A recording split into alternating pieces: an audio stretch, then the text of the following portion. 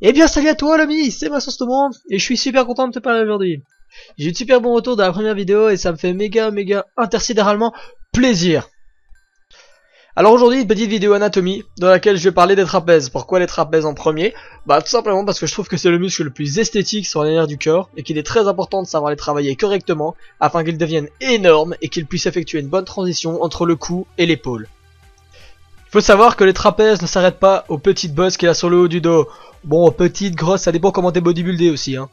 Le trapèze forme en réalité un losange sur toute la partie supérieure du dos. Comme je le disais précédemment, il est important de savoir les travailler correctement, parce que des trapèzes mal développés font du haut de votre corps une putain de piste d'atterrissage pour mouche. Mais toi, tu veux pas ça. Toi, tu veux deux pistes noires tracées sur deux énormes montagnes qui ont poussé sur tes épaules, c'est clair? Alors pour t'aider à construire ces deux pyramides magistrales, écoute bien ce qui va être dit dans cette vidéo. Le muscle trapézien se divise en trois parties, la portion supérieure, la portion moyenne et la portion inférieure. Concentre-toi parce que c'est ici que ça se complique. La portion supérieure démarre du haut de votre nuque et va trouver son point de fin sur l'arrière des épaules et au niveau de la vertèbre C7, cervical 7. C'est cette portion qui donne tout le charme au haut de votre dos. Cette partie du trapèze sert à hausser les épaules, à détendre la tête en arrière, mais également à tourner la tête et à l'incliner en une contraction unilatérale, c'est-à-dire en ne contractant qu'un seul côté.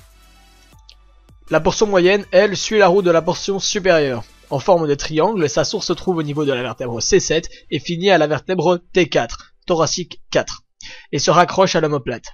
Cette portion sert à approcher le scapula, aussi appelé justement omoplate, vers votre colonne vertébrale, et donc à tirer les épaules en arrière. Enfin, la portion inférieure est accrochée sur l'omoplate et occupe un espace entre la vertèbre T4 à T10, mais varie encore jusqu'à la T12. Cette portion du trapèze sert à baisser les épaules. Pour chaque portion, il existe différents exercices. Je vais vous en citer quelques-uns ici que je montrerai dans d'autres vidéos plus basées sur la pratique. Bon, maintenant c'est des exercices très basiques que je pratique, qui me conviennent parfaitement. Pour la portion supérieure, je pratique le shrug bar avec différentes variantes et le soulevé de coude. Le soulevé de coude est aussi très utile pour la partie externe des deltoïdes. Bien sûr, il en existe des tas d'autres comme le shrug halter ou les extensions latérales. Pour la portion moyenne, je pratique le rowing bar à 45 degrés et le rowing sur banc aux haltères. Bon, après pour le rowing bar à 45 degrés, je suis pas avec mon rapporteur, hein, ok? Donc tu fais au pif si tu veux le faire. Et enfin, pour la portion inférieure, il y a le rowing plus ou moins à plat, bon, plus bas que 45 degrés, si possible. Et il y a aussi le tirage poulie que malheureusement je ne pratique pas par faute de moyens. Encore une fois, il existe bien d'autres exercices.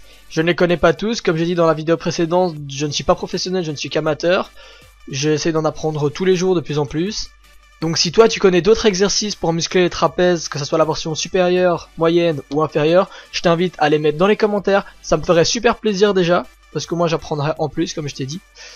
Et ça pourrait aider d'autres personnes qui pratiquent ce sport, quand ils lisent les commentaires, à trouver des exercices pour les aider à se développer au mieux.